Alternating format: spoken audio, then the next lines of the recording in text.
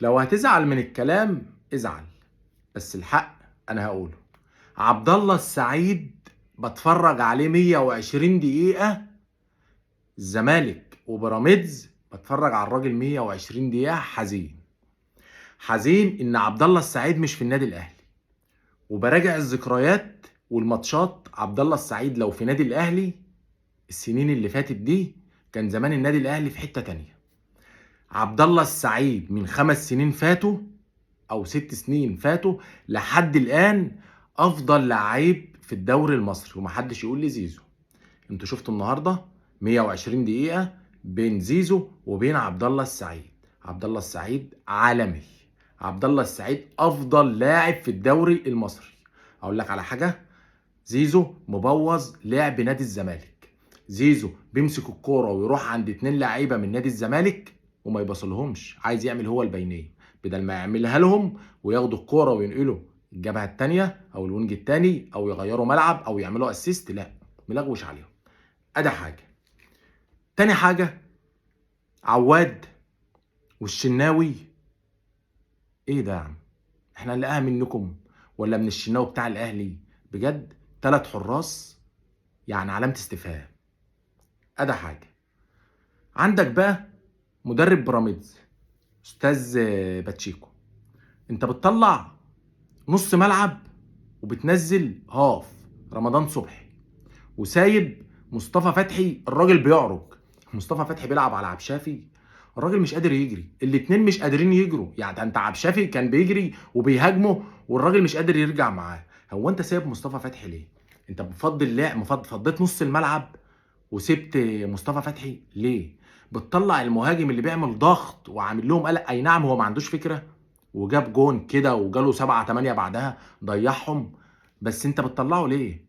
انت النهارده كان في ايدك وانت كسبان 1-0 تحافظ على المكسب وتجيب اهداف كمان لو كنت طلعت مصطفى فتحي. ادي حاجه.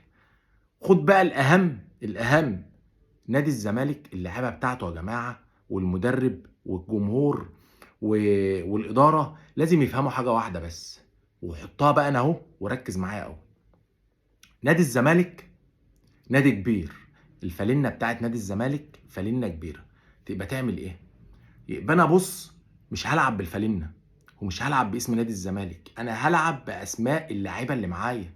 انا اللعيبه اللي معايا هتقدر تعمل ايه؟ هتقدر تنظم خط دفاع قوي، تدافع، تلعب على الهجمه المرتده، تلعب على رتم معين، يكون عندك هاف مميز زي زيزو تلعبه هاف، تلعب عليه تبني لعب، تلعب على الهجمه المرتده شيكابالا وزيزو والمهاجم، والباقي يدافع ويبقى ايه ويضيق المساحات. ما تنزلش نافش ريشك علشان ما يتقصش، ما تنزلش نافش ريشك وتقول انا الزمالك. لا يا نجم النجوم، انت معاك قماشه لعيبه، قماشه لعيبه، ما تلعبش باسم نادي الزمالك.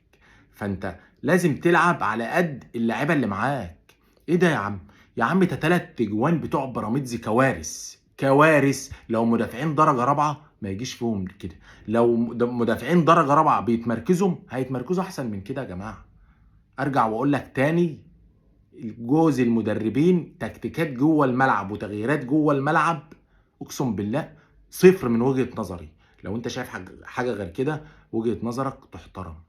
انما الماتش انه يخلص 3-3 واهداف بالمنظر ده، طبعا انتوا طالعين بقى متعه و3-3 وماتش للتاريخ، اقسم بالله عك كروي وتغييرات زي اللي مش عايز اقول لك. مهند لاشين النهارده بيعمل ايه؟ هو وعبد الله السعيد درس في كرة القدم. الراجل ناقص واحد وما تحسش ان هو ناقص، عشان نص ملعب محترم، نص ملعب احترافي. النهارده كفايه.